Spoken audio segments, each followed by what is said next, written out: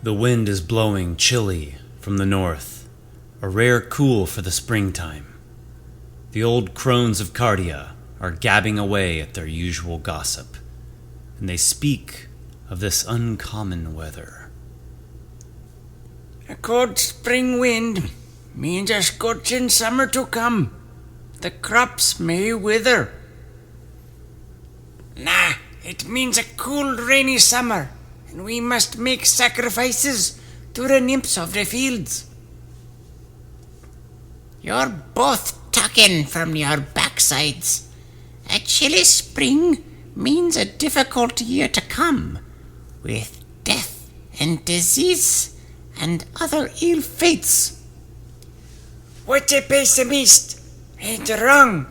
It means the Ocean Mother and the Lord of Winds are quarreling.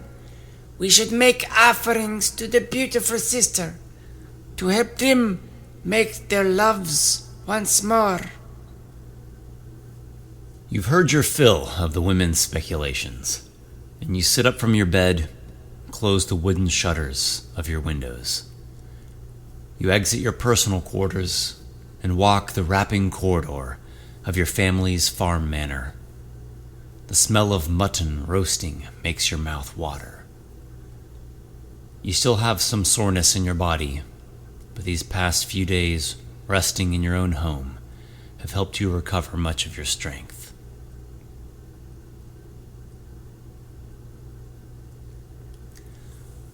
Later on, after the midday meals, the men and elders of the village gather together.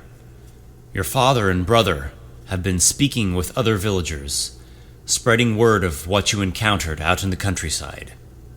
And finally today, the village is able to meet. The village square is a small plaza with a water fountain featuring a statue of a tall, motherly woman with field nymphs dancing around her. Nearby stands the local temple, which is a stone-pillared structure. Looking around, you see farmers, field workers, orchard tenders, shepherds, millers, grain merchants, wool makers, stonemasons, potters, every type of working man. Graying elders are at the center of the group, some standing, and the frail ones are seated on benches. The village folk share a number of thoughts and concerns with each other. A swarm of locusts devoured almost half of a man's crop. At a different farm, a cow has stopped giving milk. The cheesemaker's buxom daughter has run off with a minstrel from Vitus. On and on goes the chatter concerning local events. You put in your word regarding the war priest Xephenon and his band of soldiers with whom you fought at the old crossroads. Many take interest in your tale.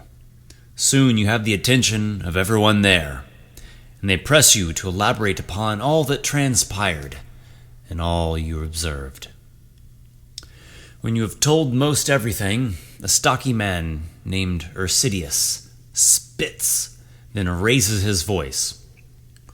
Well, of course this war priest wants you dead. You stole his horse. You killed one of his men. Ursidius works in Kardia as a builder, but he is also the strongest warrior in the village. You cannot assume our sympathy. You respond. What would you have done, Ursidius? Would you have gone quietly into that cage? Ha! The warrior laughs. Let any man try to lock me away. He'll lose more than one of his guards.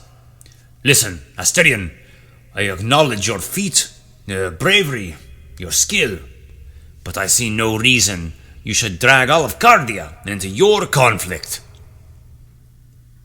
I did what I had to do to escape, and in this, the gods gave me fortune, yes.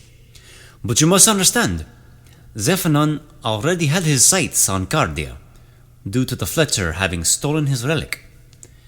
I wish it was not so. But we are of this land, and we are tied to its fate. Xephenon of Tarag marches for conquest. We can bleed fighting him, or we can bleed when he sacrifices us to his god. Either way, Kardia must suffer. Bah! Ursidius scoffs. Save your drama for the stage. I do not agree, A man calls out. there must be another way, Says another. One of the elders speaks up.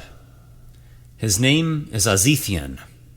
He has almost 7 decades and wears a tawny-colored long tunic and a light mantle. You are young and full of youth, passion, and ideal. Oh, if all of life could hold such romance. Kardia does not have to suffer, as you say. We cannot stand against this war priest's host. If he comes, we will try as we can to treat with him. Offer him livestock, stores of grain and cloth in exchange for peace.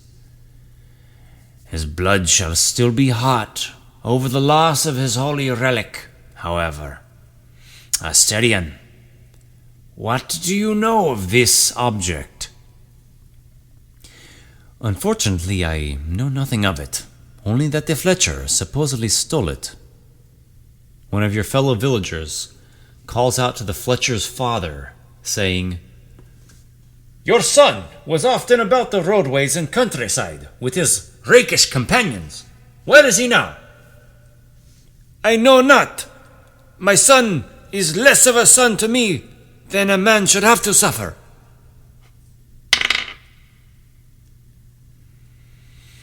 You sense that the Fletcher's father is being deceitful. Something in his demeanor seems shifty. You call him out. You are not speaking truly, man. Give us your straight word. Ursidius made his point. All of Kardia should not pay such a price due to the trespasses of the few. Others pressure the Fletcher's father until he finally gives in. My son is in the ruined town of Xephenon, hiding there until a buyer comes at the new moon. A buyer, you ask, For the stolen relic? Yes, he stole a mantle from a temple in Tarag. He and 2 of his companions. One of them was caught. Fletcher and the other. They have been hiding ever since. Voices erupt into a cacophony throughout the gathered crowd. Opinions and accusations flare up, clash, go nowhere. Quiet! Quiet! Xephenon, the wise elder, manages to settle the village folk.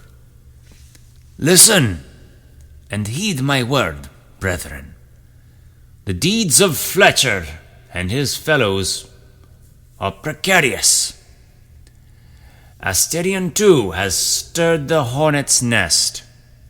The war priest Xephenon must be tempered, at least for a time, until we can find better footing to resist a possible onslaught. Kardia was never built for war, though she is assured protection by our lords and Vitus. We shall send 2 men that way, seeking an audience with any centurion or commander who wields force in the western highlands. It is their duty to protect these lands from greater threats. Kardia has paid her monthly tributes faithfully, so we should expect the aid of Vysian soldiers. Asterion, you shall seek out the Fletcher, who hides within the ruins of Xephenon. Recover this holy mantle of Tarag, and deliver it back to Xephenon. Bid him cool the fires of his wrath, and find peace with Kardia. You protest the decree of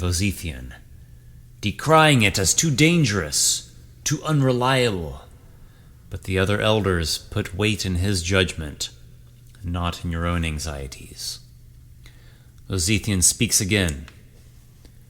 We recognize the pain involved with this. Your life is changing, which is never an easy experience. But do not expect from us sympathy. Face your fate, and if it turns mortally cruel, keep bravery in your heart. Another of the elders, a round-faced, long-haired man named Lycus, adds in. Asterion should take a comrade of his own, as the Fletcher has his, even this Xephenon his own. Our fates are rarely isolated in entirety. The group reaches agreement, and you have your choice of a companion, with whom you shall travel to the abandoned and ruined town of Gefolia to find the Fletcher, recover the relic mantle, and return it to Xephenon of Tarag.